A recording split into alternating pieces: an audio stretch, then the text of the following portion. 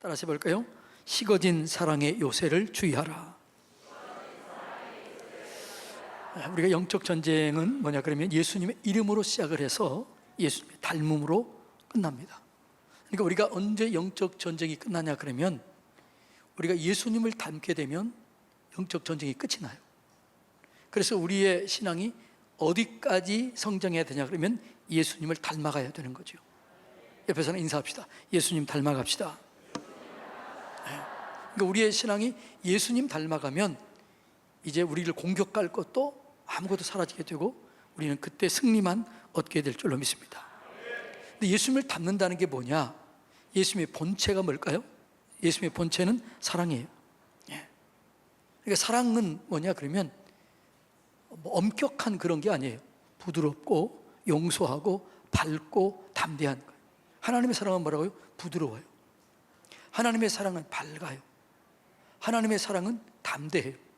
사랑 안에 두려움이 없고 사랑이 두려움을 내어 쫓나니 두려움에는 형벌이 따른다.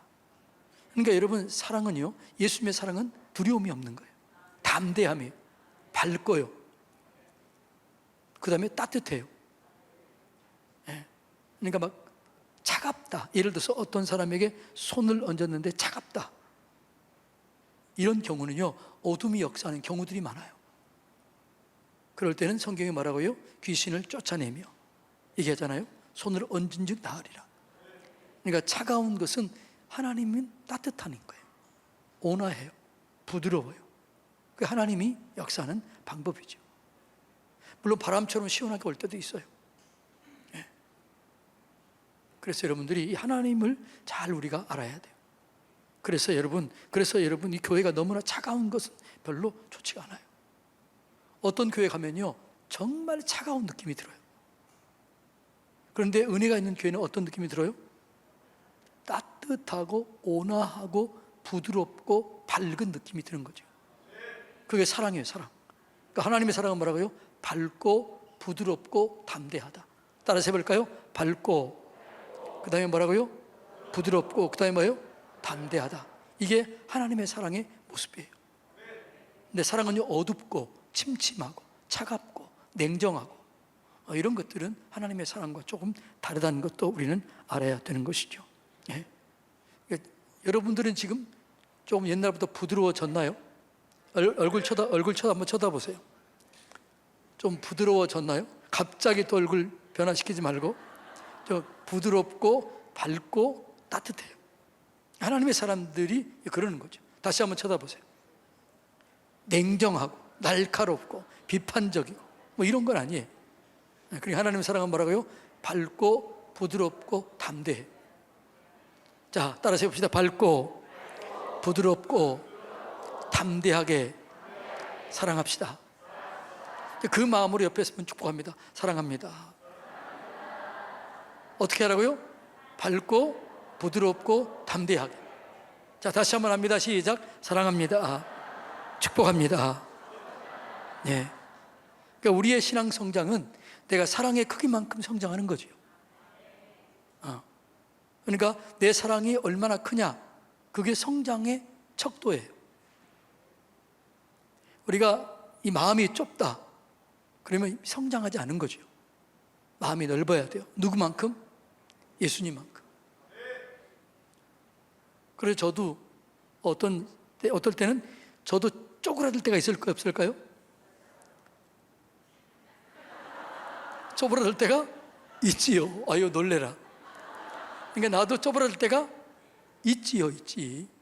근데 쪼그라들 때가 있는데 그때 제가 기도하는 거죠. 하나님, 예수님의 마음을 갖게 해주세요. 예수님은 어떤 성에도 먹이시고 고치시고 가르치시고 용서하시고 기도하셨어요. 이것이 예수님의 마음이고 예수님의 사역이었던 거죠. 여러분도 쪼그랄 때 있어요? 없어요? 쪼그라들면 오해해요. 용서가 안 돼요. 이해가 안 돼요. 부드럽지 않아요. 냉정해져요. 그래서 우리의 사랑은 뭐라고요? 이제 담대하고 좀 이렇게 확장해 포용력이 있어야 되는 것이죠. 근데 말세가 되면 어떻게 돼요? 사랑이 식어진다는 거예요. 자, 마태복음 24장 12절 한번 읽어볼까요? 시작. 불법이 성함으로 많은 사람의 사랑이 식어지리라. 그러니까 말세는 어떻게 돼요? 사랑이 식어지는 거지. 교회도 사랑이 식어져요. 가정에서도 사랑이 식어져요. 사회, 직장에서 사랑이 식어져요. 이게 말세의 특징이에요. 그러니까 말세는 사람을 사랑하는 것이 아니라 돈을 사랑하고 명예를 사랑하고 사랑의 대상이 바뀌어져 버린 거죠. 그래서 여러분, 우리가 영적 전쟁할 때 여러분, 우리가 사람을 사랑하고 하나님을 사랑하고 영혼을 사랑해야 될 줄로 믿습니다. 예. 그러니까 사랑이 없이는 하나님의 능력이 나타나지 않아요. 사랑이 없으면 치유도 기적도 능력도 나타나지 않습니다. 그러니까 사랑이 식어져 버리면 믿음이 세워지지 않아요. 사랑이 식어진 곳에는 치유도 일어나지 않아요. 그러니까 여러분, 치유가 일어난 곳에는 항상 두 가지가 꼭 역사해요. 그 하나는 뭘까요? 사랑과 믿음이에요. 그러니까 치유의 역사, 기적의 역사는 바로 항상 사랑과 믿음이 함께 있는 것이죠. 그래서 하나님이 어떤 사람을 치료할 때 궁일이 여기셨다, 불쌍히 여겼다. 이 말은 다른 말하면 사랑했다. 그리고 내가 믿느냐 물어보는 거죠. 그러니까 믿음과 사랑이 함께 할 때 기적이, 역사가 일어나게 되는 것이죠. 그래서 치유는 믿음과 사랑을 통해서 역사하는 거죠. 그래서 사단은 말세가 되면요, 교회를 무너뜨리는데 핍박을 통해서 무너뜨리기보다는 스스로 분쟁하고 무너지게 해요. 여러분, 교회가 핍박하면요, 밖에서 핍박하면 교회는 오히려 더 견고하게 믿음으로 기도하게 돼요. 그런데 문제는 스스로 분쟁하면 무너지게 되는 것이죠. 예. 자, 그래서 여러분, 사랑이 식어진 곳에는 분쟁이 있게 되고 그 분쟁할 때 무너지게 되는 것이죠. 하나님이 우리가 분쟁하면요, 사단의 밥이 되는 거예요. 우리가 싸우고 분쟁하면 뭐가 된다고요? 사단의 놀이터가 돼요. 따라서 해볼까요? 분쟁하면 사탄의 놀이터가 됩니다. 그러니까 여러분 마음속에 두 마음이 분쟁하면 여러분의 마음속에 무슨 놀이터가 돼요? 여러분 마음이 사단의 놀이터가 돼요. 가정에서 서로 분쟁하면 가정이 뭐가 돼요? 사탄의 놀이터가 돼요. 교회에서 서로 분쟁하면 교회가 뭐가 돼요? 사랑이 아니고 사탄의 놀이터가 되는 거예요. 그래서 성경은 이렇게 얘기를 해요. 사랑이 무너진 사람을 옥에 집어넣으라 그러잖아요. 여러분, 마태복음 18장에 보면 하나님 얘기하잖아요. 우리가 얼만큼 용서해야 되나요? 베드로가 그렇게 얘기해요. 그러니까 뭐라고 그래요? 7번씩 70번 용서해라. 그러면서 비유로 이렇게 그래요. 1만 달란트 빚진 자가 있다. 이 1만 달란트는 한 사람이 35만 년 정도 일하는 품삯이에요. 놀래주세요. 몇 년이라고요? 그런데 35만 년 정도 빚을 탕감하는 사람이 1만 달란트 빚을 탕감받았어요.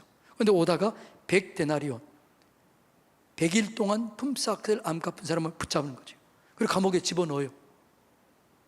그러니까 하나님께 그걸 다른 사람이 얘기를 해요. 그러니까 뭐라고 그래요? 그 왕이 뭐라고 그래요? 얘를 감옥에 집어넣어라. 그리고 뭐라고 그래요? 옥졸들이 다스리게 하라. 이렇게 얘기를 해요.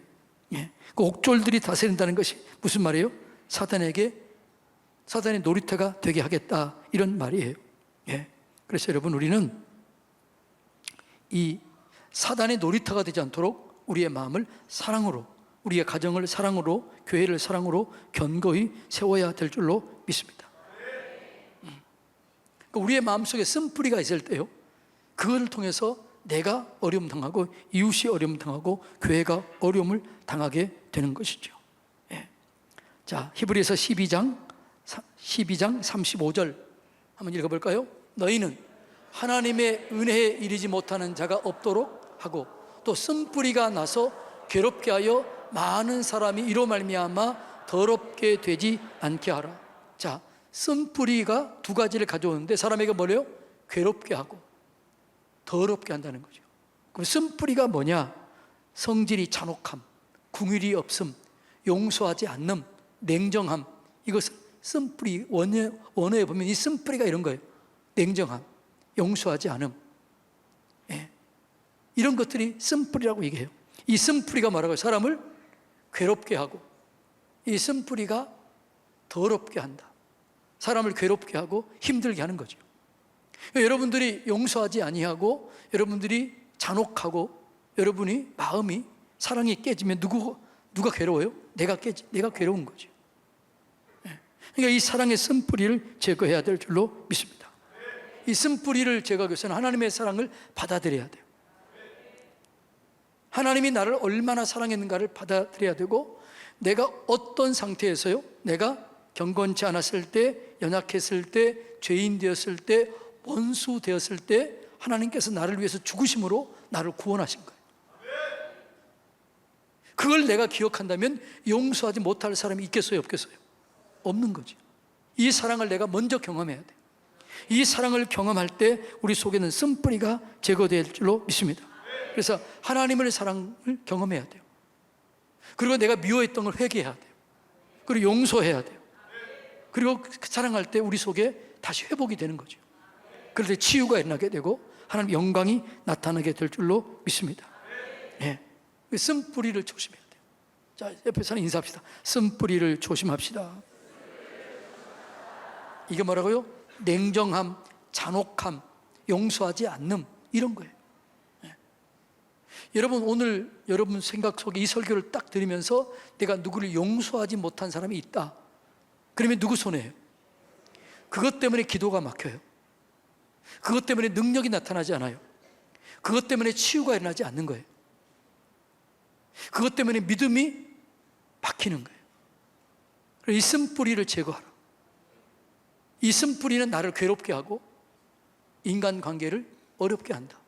더럽다는 것은 사단이 역사한다는 거죠. 사단을 향해서 예수님이 항상 그 앞에 뭐라고 그래요? 더러운 귀신아 떠나갈지야. 더럽다는 거죠. 귀신이 역사한다는 거죠. 그러니까 여러분, 우리가 이 쓴뿌리는 뭐냐 그러면 아까 얘기했던 건 사단의 놀이터가 되는 거예요. 사랑이 식어지면 사단의 놀이터가 되는 것이죠. 그래서 여러분, 사단의 놀이터가 되지 않도록 우리의 마음이 늘 하나님의 사랑으로 충만하게 채워져야 될 줄로 믿습니다. 예. 그래서 여러분, 우리 속에 이 하나님의 사랑으로 충만하게 채워지도록 해야 되는 거죠. 예. 여러분, 우리 속에 상처가 치유되는 때는 언제냐 그러면 사랑할 때, 사랑받고 있음을 느낄 때, 사랑할 때 이 치유가 일어나게 되는 것이죠. 요셉이 형들에게 팔려갔습니다. 살려달라고 그렇게 했는데 감옥에 웅덩이에 집어넣었습니다. 살려달라고 그렇게 울부짖었는데 팔아버렸습니다. 요셉의 상처가 있었을까 없었을까요? 있었지요. 얼마나 그 상처가 컸으면 형들이 왔는데 밝히지 않아요. 내가 요셉에게 얘기하지 않아요. 그리고 그 형들이 만났을 때도 하나님이 미리서 보낸 걸 몰라요. 하나님이 그 꿈을 이루기 위해서 형들을 도구로 사용했다는 사실을 깨닫지 못해요.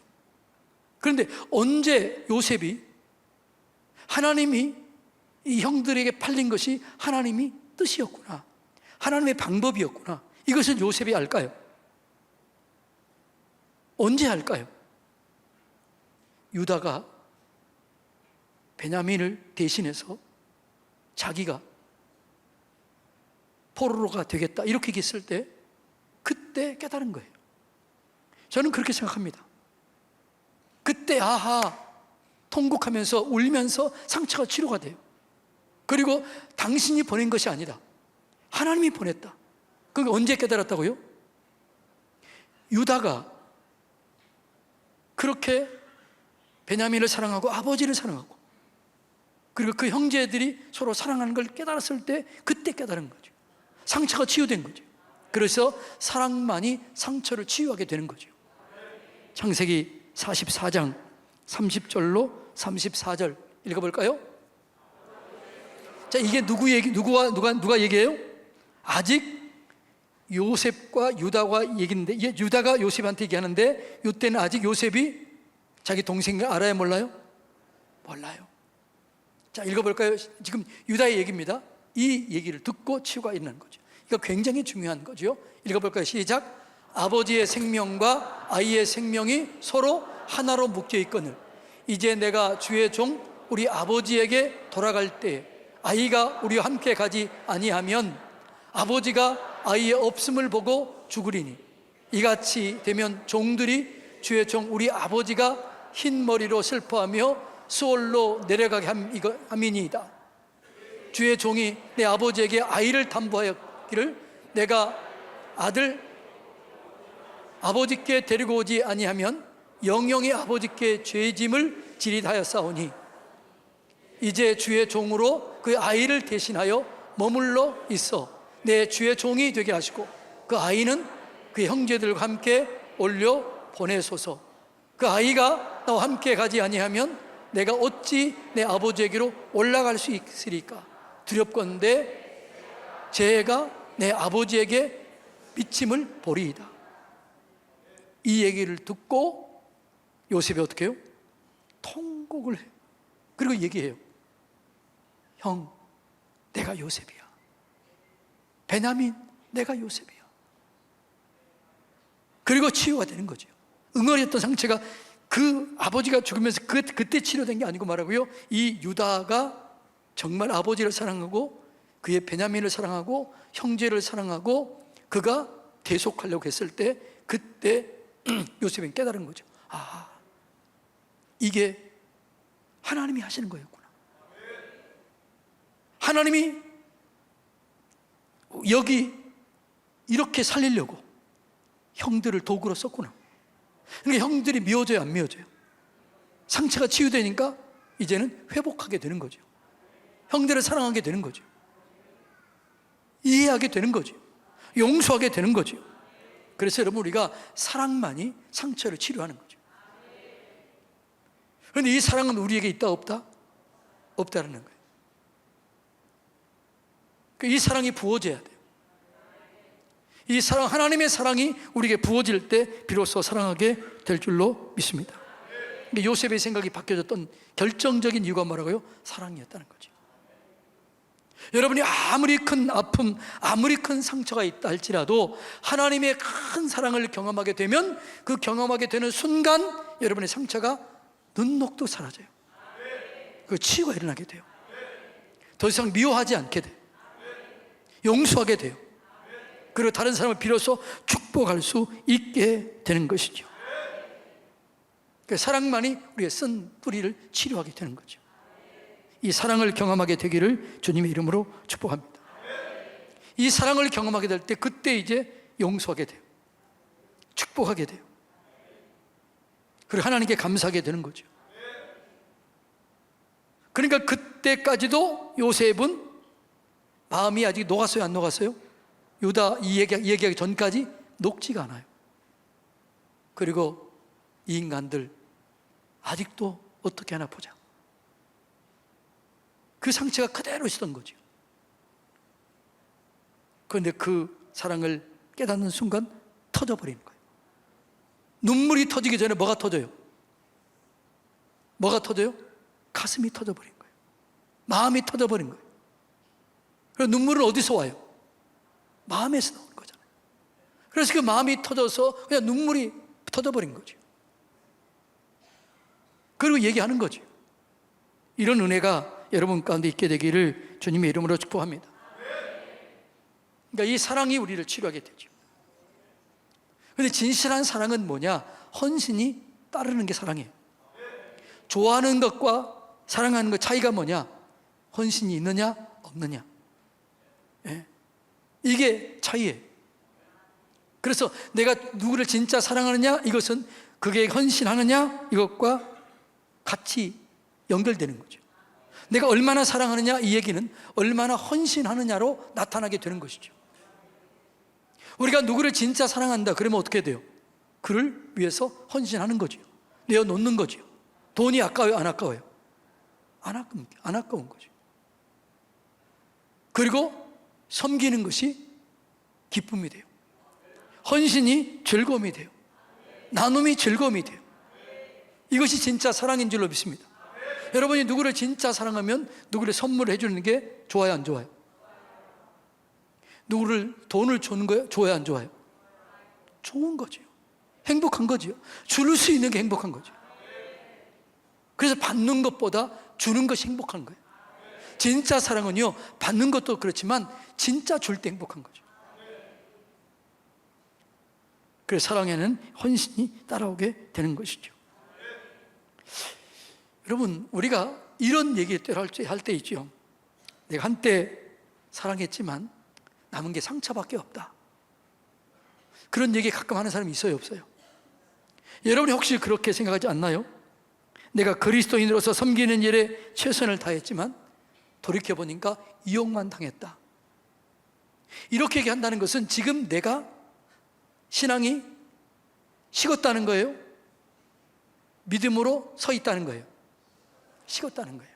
그러니까 여러분들이 내가 이용만 당했네, 내가 상처만 받았네, 이 얘기는 죄송하지만 누가 지금 약해졌다는 거예요? 내가 약해졌다는 거예요. 지금 내가 믿음이 견고하게 세우지 않고 있다는 거예요.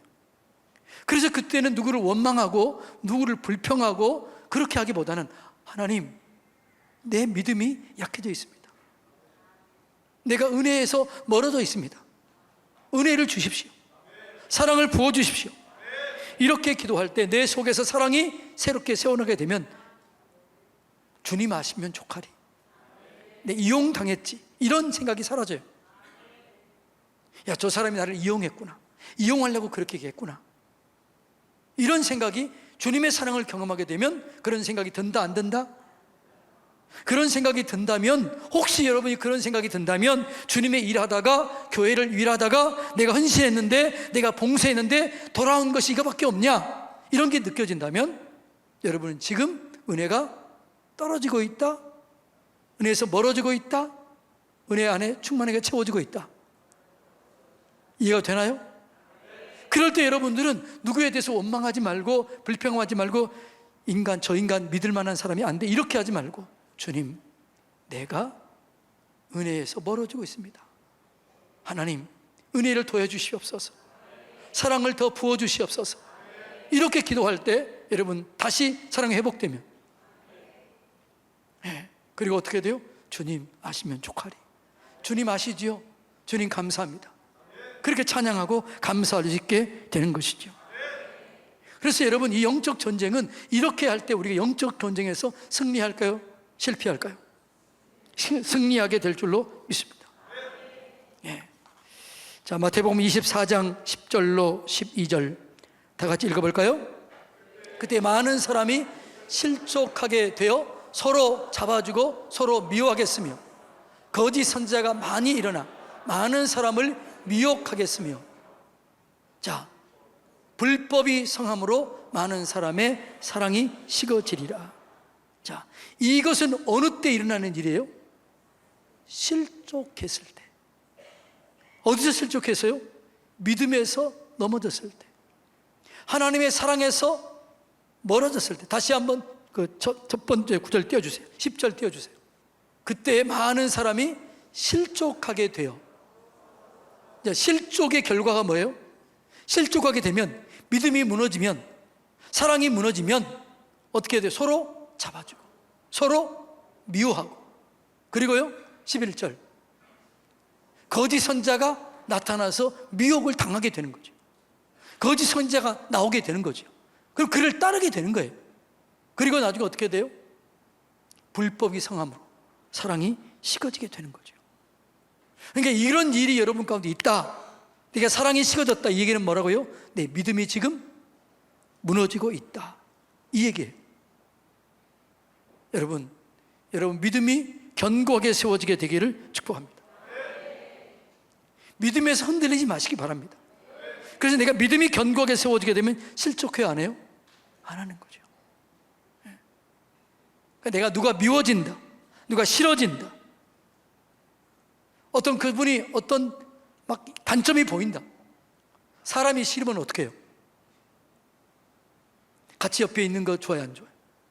밥 먹는 거, 옆에 있는 거 막 끔찍하게 싫어지잖아요. 그러면 우리가 생각해야 돼요. 지금 내가 믿음에서 멀어지고 있구나. 주여, 나를 불쌍히 여겨주시고 나를 긍휼히 여겨 주시옵소서. 예. 그래서 우리는요, 이 믿음이 무너지게 되면 다 그렇게 되는 거예요. 예. 자, 마태복음 18장 7절 한번 읽어볼까요? 실족하게 하는 일들이 있음으로 말미암아 세상에 화가 있도다. 실족하게 하는 일이 없을 수는 없다. 그런데 실족하게 하는 그 사람에게는 화가 있도다. 실족하게 하는 일이 없을 수는 없다. 다 실족할 수 있어요. 다른 사람을 실족하게 할 수 있어요. 그런데 그 사람, 실족하는 그 사람에게는 화가 있는 거죠.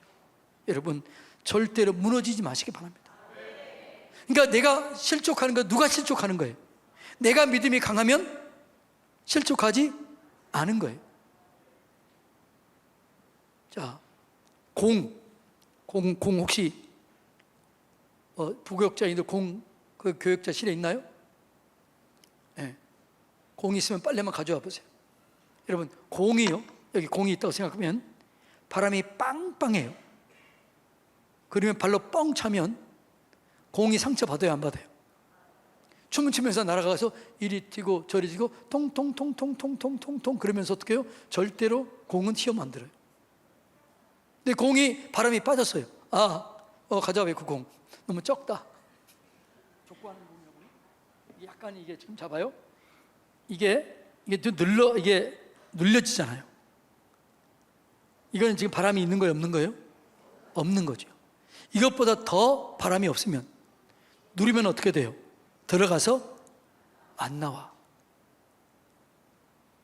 누르는 사람이, 근데 이 공이 빵빵하면 아무리 눌러도 안 들어가고 들어갔다가 나와요.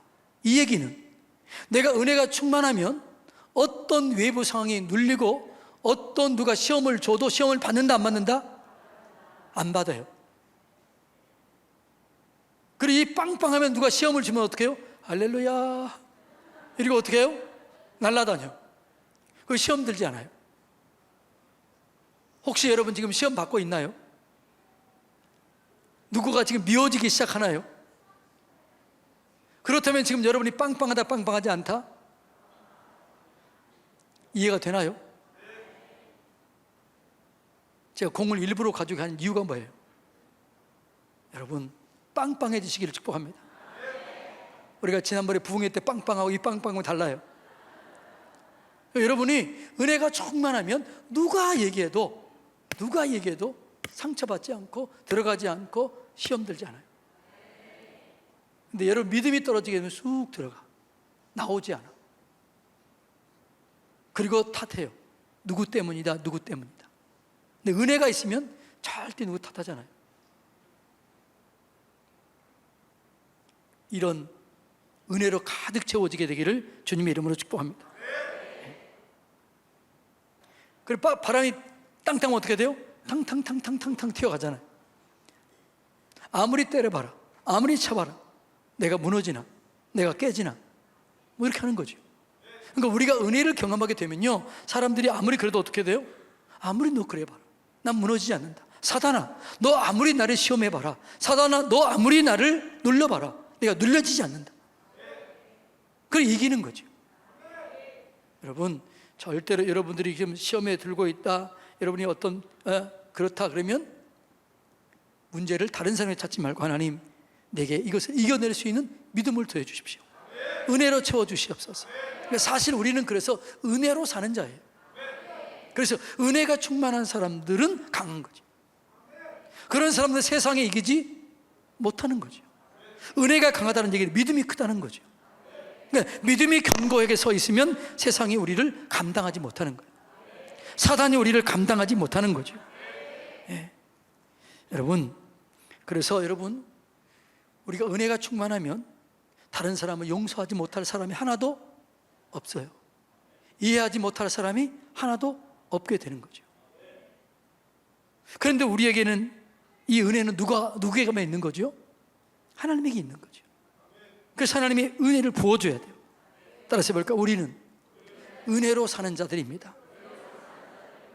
그러니까 우리가 은혜를 받으면 우리가 어떤 어려움, 환난, 역경을 다 이겨내게 되는 거죠.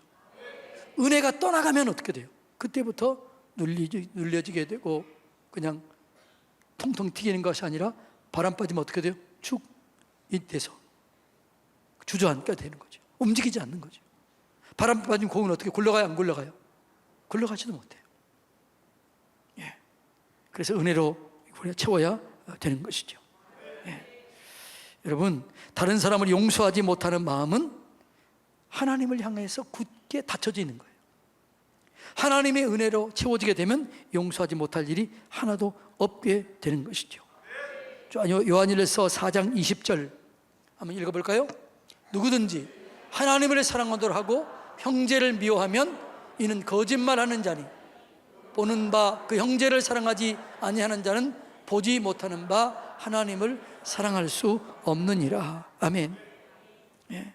그래서 여러분, 우리는요, 하나님 은혜가 있으면 내가 진짜 하나님을 사랑한다 그러면 하나님이 사랑하는 사람을 사랑할 수밖에 없는 거예요.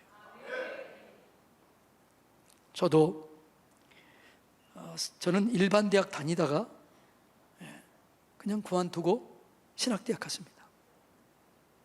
얘기했지요. 근데 신학대학 가서 제가 시험 들은 거예요. 시험. 왜 시험 들었을까요? 여러분, 신학생들 가면 천사들만 있을 것 같고 막 그럴 것 같잖아요. 저도 그랬거든.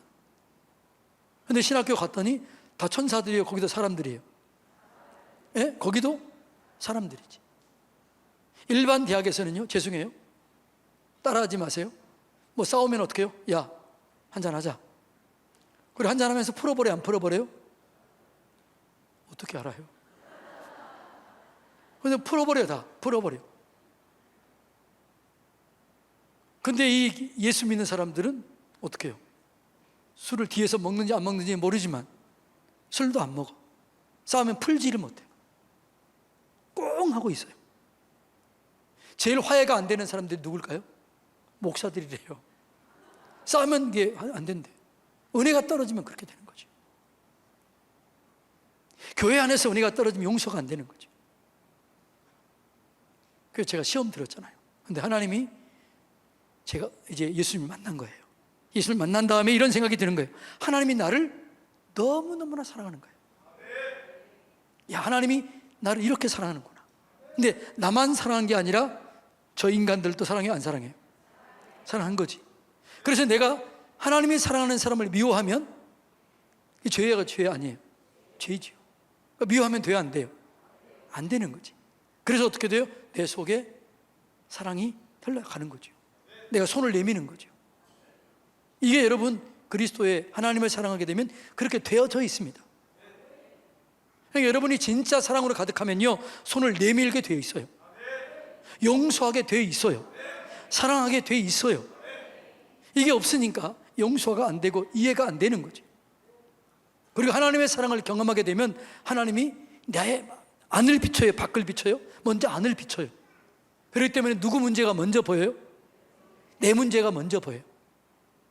그래서 내 문제가 먼저 보이기 때문에 내 문제를 해결하려고 내가 이것이 문제였구나 그렇게 회개하고 나를 돌이켜보면 내가 변해요. 그리고 내가 변화되니까 나를 대하는 상대방도 변해요? 안 변해요? 그러니까 상대방이 변하기 위해서는 누가 먼저 변해야 돼요? 내가 먼저 변해야 되는 거죠. 근데 내가 변하지 않고 상대를 변화시키려고 그러니까 안 되는 거죠. 그러니까 나도 변화되지 않으면서 상대를 변화시키려고 하니까 안 되는 거죠. 근데 은혜를 받으면 누가 먼저 변화돼요? 내가 먼저 변화돼요. 내 문제가 먼저 보이기 때문에, 내 문제가 먼저 보이기 때문에 이 문제를 철저하게 내가 다스리는 거죠. 아, 내가 이게 문제였구나. 이게 내 쓴뿌리구나. 이게 내 모난 부분이구나. 그리고 내가 둥글게 깎여지는 거죠. 내가 뾰족하면 상처를 줘요, 안 줘요? 상처를 주잖아요. 그러니까 여러분이 상처를 받을 때 있지요. 그러면 여러분은 상처를 받는다고만 생각하지만 줬다고 생각하지는 해요, 안 해요? 자, 그럼 볼까요? 여러분이 상처를 받았다. 그러면 여러분 때문에 그 사람도 상처를 받았을 가능성이 있다, 없다? 어쩌면 그렇게 알기를 잘하실까? 그러니까 내가 상처를 받았다는 이 얘기는 나도 모르게 나 때문에 그 사람이 상처를 받을 수 있다 없다? 있다는 거예요. 근데 내가 상처를 주는 거는 아니 답해보세요. 상처를 주는 건 잘 몰라. 받는 것만 깨달아져. 미워하게 되는 거죠. 근데 내가 은혜를 받으면 뭐가 깨달아져? 내 뾰족한 부분들, 내 모난 부분들, 이런 것들이 하나님의 빛으로 딱 비춰지게 되니까 이게 보여지게 되는 거죠. 아, 내가 이런 사람이었구나. 내가 이렇게 연약하구나. 내가 이렇게 상처를 주었구나. 아내에게, 남편에게 상처를 주었구나. 내가 변해야지. 그럼 이제 그 사람이 나 때문에 상처를 받아요? 안 받아요? 안 받아. 그렇기 때문에 그 사람이 변화되는 거예요. 이해가 되나요? 그래서 성경은 이것을 뭐라고 그래요? 다른 사람의 티는 내게 들보이다, 들보. 그러니까 다른 사람의 눈에 티가 보이니 그것은 너는 들보야. 이렇게 얘기를 하는 거죠. 이 말의 의미가 이해가 되나요? 그래서 우리가 은혜를 받으면 용서하게 되고 사랑하게 되고 상처가 치료되게, 다른 사람도 상처가 치료될 줄로 믿습니다. 그러니까 나 때문에 받았던 상처가 치료가 되는 것이죠. 그래서 여러분들이 가정에서 아들이 자녀들 힘들게 한다, 그런 사람이 있어요, 없어요? 대답하기가 좀 그러나요? 그러면 그 얘기는 그 아들이 상처를 받았다, 자녀들이 상처를 먼저 받았을까 안 받았을까요? 솔직히 얘기해 봅시다. 받았을까 안 받았을까요? 받았지. 애들 받았어 안 받았어? 얘기 받았다고 얘기하잖아요 지금. 상처를 받고 있는 거죠. 그런데 우리는 모르는 거죠. 그래서 뭐라고 해요? 뭐더라? 자녀들을 노엽게 하지 마라. 노엽게 하면서도 한 줄 알아요, 몰라요? 모르는 거죠. 그러니까 모르니까 애들은 더 답답한 거죠. 근데 엄마가 변했어요. 그리고 아들, 내가 너에게 상처를 줬네. 딸, 내가 미안하네. 얼마나 힘들었어? 그러면 어떻게 할까요? 애들이 어떻게 해요? 엄마, 나도 잘못했지 뭐. 내가 더 잘못했지. 이렇게 바뀌어지게 되는 거예요. 할렐루야. 그래서 은혜를 경험하게 되면 내 안의 상처도 치료되고 나 때문에 다른 사람의 상처도 치료하게 되는 것입니다. 그래서 여러분, 다른 사람이 여러분이 좋아하지 않는 행동을 할 때 있어요, 없어요? 할 때 있지요. 그때 우리가 선택해야 될 것은 뭘 선택해야 돼요? 미움을 선택해야 돼요? 사랑을 선택해야 돼요? 알기는 잘 알아. 누구를 위해서요? 근데 돼요, 안 돼요? 안 돼요. 근데 하나님 뭐라고요? 너희가 서로 사랑하라. 하나님 얘기하잖아요. 그런데 하나님이 서로 사랑하라고 그러면서 아무것도 안 하고 가만히 계실까요? 그 사랑할 수 있는 사랑을 부어줘요. 사랑을 부어주는 거죠. 그러니까 우리가 하나님을 만나면 하나님의 사랑이 내 안에 임하게 되는 것이죠. 그래서 용서하게 되고 사랑하게 되고 축복하게 되는 것이죠. 예. 여러분, 그래서 우리가 나를 싫어하는 사람이 있다 할지라도, 나를 어렵게 하는 사람이 있다 할지라도, 나를 위한 가장 올바른 선택은 그 사람을 사랑하는 거예요. 그 사람을 축복하는 거예요. 그럴 때 사단이 우리를 공격을 못해요. 왜? 사단이 우리를 공격하는 목적은 하나님과 멀어지게 하거든. 믿음을 무너뜨리게 한 거거든요. 그런데 공격할수록 더 사랑해. 공격할수록 더 축복해. 그러면 그 사람을 공격할 거리가 사라져버린 거죠. 사단은 두렵게 떠는 거죠. 그래서 떠나가게 되는 것이죠. 예. 그래서 여러분, 나를 힘들게 하고 어렵게 하는 사람을 향해서 내가 해야 할 가장 중요한 선택, 나를 위한 가장 중요한 선택은 뭐라고요? 사랑하는 거다. 근데 그 사랑이 잘 된다, 안 된다? 안 된다. 하나님, 사랑을 부어주세요. 그 사랑이 깨달아지게 해주세요. 그렇게 될 때 우리가 이제 용서하게 되는 것이죠. 그러면 회복이 일어나게 될 줄로 믿습니다. 자, 여기서 다른 사람을 사랑한다는 얘기는 뭐 엄격한 사랑이 아니에요. 그냥 부드럽게 대해주고 그런 거죠. 아까 얘기했던 거, 사랑은 뭐라고 그랬어요? 부드럽고 따뜻하고 담대하고 밝고 힘이 있는 거죠. 여러분, 그래서 우리는요, 말 한마디만 부드럽게 해도 사람들이 완전히 변화되는 거죠. 누가 그러더라고요. 남편이 제일 싫어하는 여자가 부인과가 돼. 부인과. 어떤 아내를 제일 싫어할까요? 1. 뚱뚱한 아내. 2. 음식을 못하는 아내. 3. 말을 기분 나쁘게 하는 아내. 어떤 아내를 제일 싫어할까요? 어이, 어떻게 그렇게 잘 알아, 그렇게. 근데 누가 그러더라고. 그럼 부인한테 물어본대. 왜 그렇게 기분 나쁘게 하냐? 그러면 그 부인이 이렇게 한대요. 나는 절대로 틀린 말 하지 않는다. 나는 절대로 바른 말 한다. 이렇게 한다는 거예요. 근데 그 바른 말이 힘들게 하는 거죠. 그래서 여러분, 남편에게 길을 세워줄 수 있는 길은 웃어주는 거예요. 남편이 말하면 고개를 끄덕여 주는 거죠. 그리고 수고를 인정해 주는 거예요. 여러분, 남편이 수고해요, 안 해요? 그럼 그 수고를 인정해 줄 때 남편은 어떻게 돼요? 아내를 사랑하게 되는 거죠. 남자가 아멘 하는 게 아니라 여자가 아멘 하는 거지. 남자들도 마찬가지예요. 그렇게 해야 되는 거죠. 네. 이게 뭐냐 그러면 영적 전쟁에서 승리할 수 있는 비결이에요. 그래서 여러분, 우리가 말만 부드럽게 해도 그것이 영적 전쟁에서 사단에게 절대로 이 틈을 내주지 않게 되는 것이죠. 자, 말 한번 부드럽게 옆에 사람, 자, 사랑합니다 한번 얘기해 보세요. 축복합니다. 네. 왕관의 보석처럼 귀한 분입니다. 자, 부부끼리 앉으신 분 진심을 담아서 여보, 당신은 왕관의 보석처럼 귀한 분이에요. 얘기합시다. 시작. 부모와 자녀들끼리 앉아있는 분, 자, 여러분 다시 한번 가족끼리 옆에 있으면, 자, 다시 합니다. 왕관의 보석. 시작.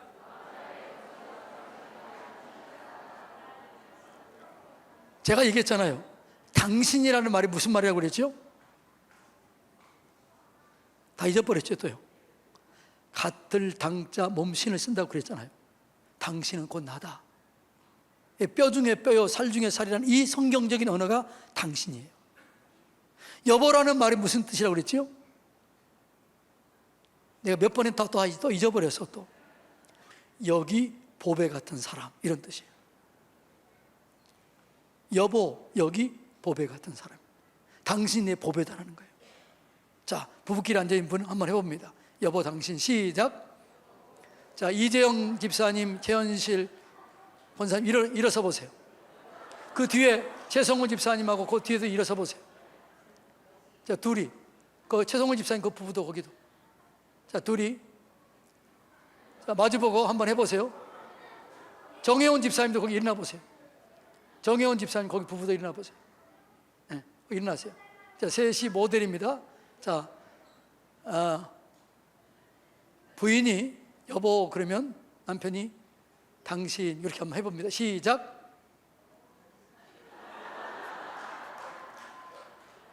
저기 강흥선 집사님도 거기도 있었네. 거기도 일어나 보세요. 일어나 보세요. 거기 저 조보견 장님도 계시네. 거기 일어나 보세요. 같이 일어나세요. 다 같이 다시 합니다. 자, 시작. 네, 앉으세요. 여러분, 이 말이 가정을 살리는 거죠. 이 말이 능력을 경험하게 되는 것이에요. 그러니까 뭐 사랑은 대단한 게 아니에요. 사랑은 대단한 게 아니고 뭐라고요? 그냥 이렇게 따뜻하게 말하는 거예요. 인정해 주는 거죠. 그래서 가장 힘들게 하는 사람이 뭐냐? 말을 기분 나쁘게 하는 사람이에요. 그래서 생명나무가 뭐라고 그래요? 온전한 혀가 생명나무다. 잠언 15장 4절 그렇잖아요. 올량한 혀가 생명나무다. 우리를 사랑하라고 그러는 게 뭐 대단한 게 아니에요. 부드럽고 따뜻하고 밝게 얘기해 주는 거죠. 쳐다봐 주는 거죠. 자, 한번 이제 둘이 짝지어서 사랑합니다 하고 한번 쳐다봐 주세요. 시작. 어떻게 해요?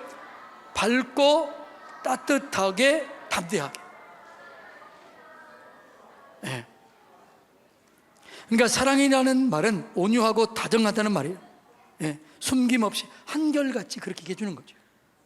그 다음에 사랑한다는 것은 불쌍히 여기는 마음으로 기도해 주는 거예요. 지지해 주는 거예요. 인정해 주는 거예요. 이게 뭐라고요? 사랑한다는 거죠. 이렇게 할 때 여러분, 우리가 사단이 절대로 우리를 공격하지 못합니다. 그래서 이겨내게 될 줄로 믿습니다. 예. 그래서 이 사랑이 우리 가운데 넘쳐나야 돼요. 가정 가운데 넘쳐나야 돼요. 할렐루야. 이렇게 가정에서, 교회에서 이렇게 되면 가정 천국, 교회 천국이 이루어지게 되는 거예요. 그래, 천국이 어디 있냐? 그래, 뭐라고 그랬어요? 이제 알고만. 우리 집에 한번 와봐라. 그 다음에 또 천국이 어디 있냐? 그러면요, 우리 교회 한번 와봐라. 이렇게 하라는 거죠. 그렇게 할 때 여러분, 이 영적 전쟁은 끝이 나게 되고 이기게 될 줄로 믿습니다. 이게 되지 않으면 계속해서 영적 전쟁이 끊임없이 우리 속에 일어나요. 사단이 끊임없이 우리를 시험하게 해요. 그래, 무너지게 해요. 이걸 우리가 이길 때 우리가 사단이 더 이상 우리는 시험을 받지 아니하고 이기게 될 줄로 믿습니다. 그러니까 하나님 사랑과 이웃 사랑, 이건 분리될 수 없어요. 그래서 성경은 이렇게 얘기합니다. 자, 마가복음 12장 30절로 31절 다 같이 한번 읽어볼까요? 시작.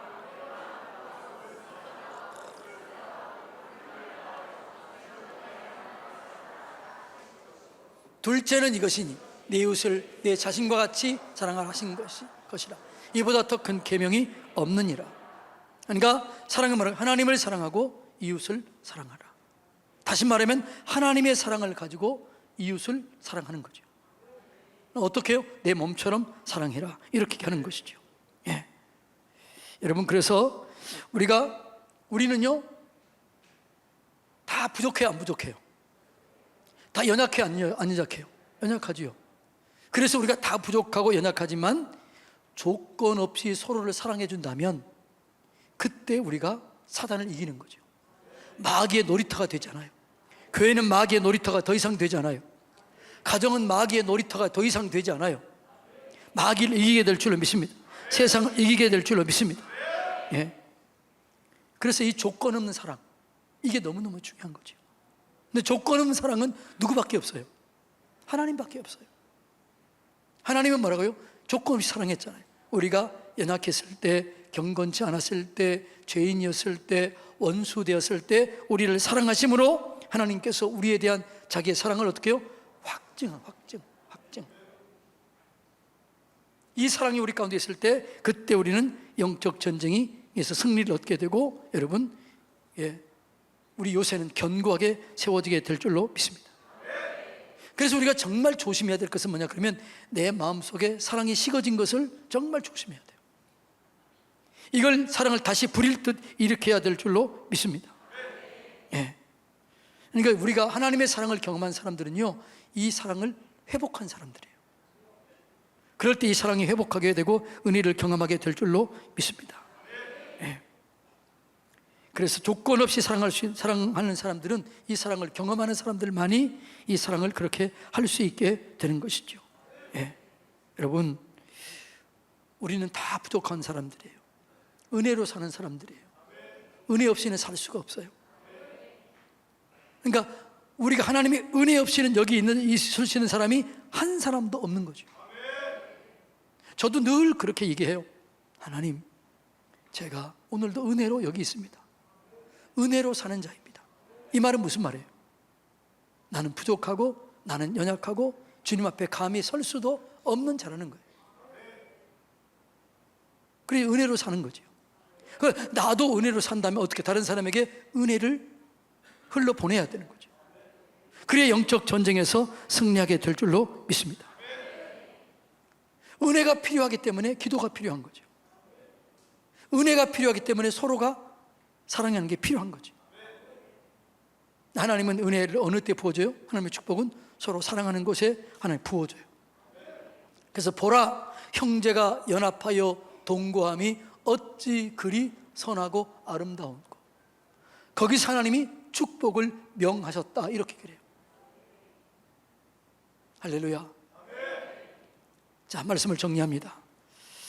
우리가 정말 영적 전쟁에서 가장 중요하게 생각하고 돌이켜봐야 할 것은 뭐냐 그러면, 내 속에 사랑이 식어져 있지는 않은가?